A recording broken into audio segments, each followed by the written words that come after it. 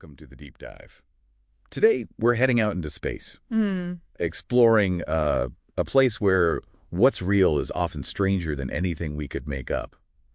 It really reshapes how you see things. It absolutely does. We've been looking through some really unbelievable space facts, trying to pull out the most, astonishing stuff for you. Yeah, the universe just keeps throwing these curveballs at us, doesn't it? Things that make science fiction look, well, almost ordinary. Yeah. We're talking rogue planets drifting alone, truly giant black holes, galaxies crashing. It's going to be quite a journey through some cosmic truths. Okay, let's jump right in then.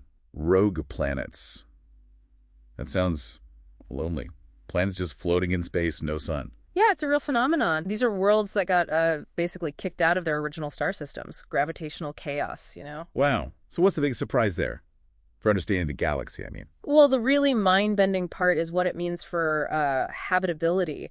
The sources we looked at suggest some of these wanderers might actually keep liquid water Without a star. through their own internal heat, geothermal activity. So you could potentially have subsurface oceans, maybe even life, in total darkness. Okay, that completely changes the game for where life could exist. Exactly. It shifts the goalposts away from needing that, traditional Goldilocks zone around a star. Right. Okay, from lonely wanderers to, well, the opposite. Yeah. The biggest bullies in the universe. Black holes. We know they're big, but some are just unbelievably big. Oh, unbelievably is the right word. Pretty much every big galaxy has a supermassive black hole at its heart. Ours, Milky Way's, is about 4 million times the mass of our sun, which sounds huge. Yeah, it sounds pretty huge to me. But that's actually kind of modest compared to some others. Take the one in galaxy TON 618. Okay, how big are we talking? Try 66 billion times the mass of the sun. 66 billion. Seriously. And its event horizon, the point of no return. Uh-huh. That boundary is bigger than our entire solar system. If you put it where our sun is, we'd be way inside it long before you even got near Pluto. That's hard to even picture. The scale is just immense. It really drives home the extremes the universe operates on. Speaking of immense things, what about whole galaxies? Our own Milky Way. We're heading for a collision, aren't we? We are indeed. Headed straight for the Andromeda Galaxy. We're closing the gap at something like 400,000 kilometers an hour. Okay, that sounds fast and potentially messy, like a cosmic pileup. You'd think so, but actually, no. It's not really a smash-up. It isn't. Then what does it look like? Well, galaxies are mostly empty space, right? So the stars themselves probably won't hit each other much, if at all.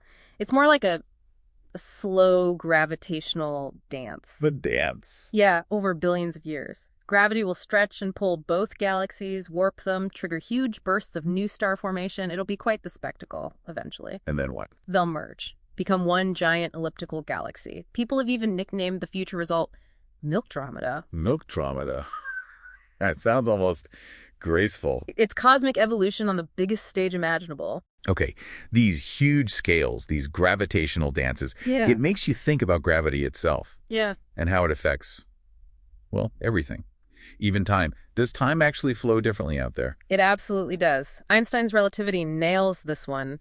Basically, the stronger the gravity, the slower time passes. So, like for astronauts. Exactly.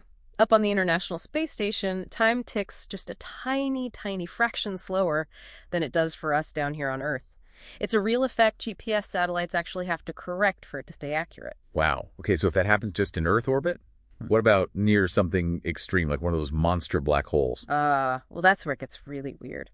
Right at the edge of the event horizon, gravity is so intense, time slows down drastically from an outside perspective. Slows down how much? To the point where if you were watching something fall in, it would look like it slows down more and more, effectively freezing, never quite crossing that boundary from your point of view. So time basically stops. From your perspective, watching from a safe distance, pretty much, yeah. It shows how gravity literally warps space and time together. That just bends my brain. Okay, final fact. We've gone big with black holes and galaxies. What's the absolute largest thing we know of in the universe? Give me the champion.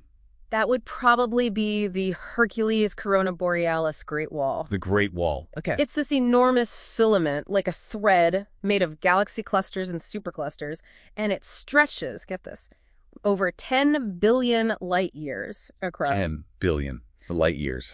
Light itself would take about 10 billion years, which is, a huge chunk of the age of the universe just to travel from one end to the I other. don't even know what to do with that number. It's just vast. It really underscores the sheer scale and the amazing structure the universe has on its largest levels. So let's just try and wrap our heads around this. We've gone from these lonely rogue planets that might harbor hidden life to black holes that could swallow our solar system whole, galaxies doing this slow, majestic merger. Yeah, Milkdromeda. Right. And then time itself bending to gravity's will, and finally structures so big they dwarf everything else. And the amazing thing is, none of this is science fiction.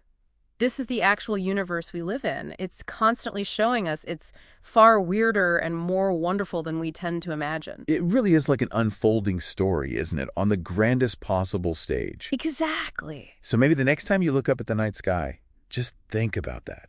Think about rogue planets, merging galaxies, warp time. How does that change your view?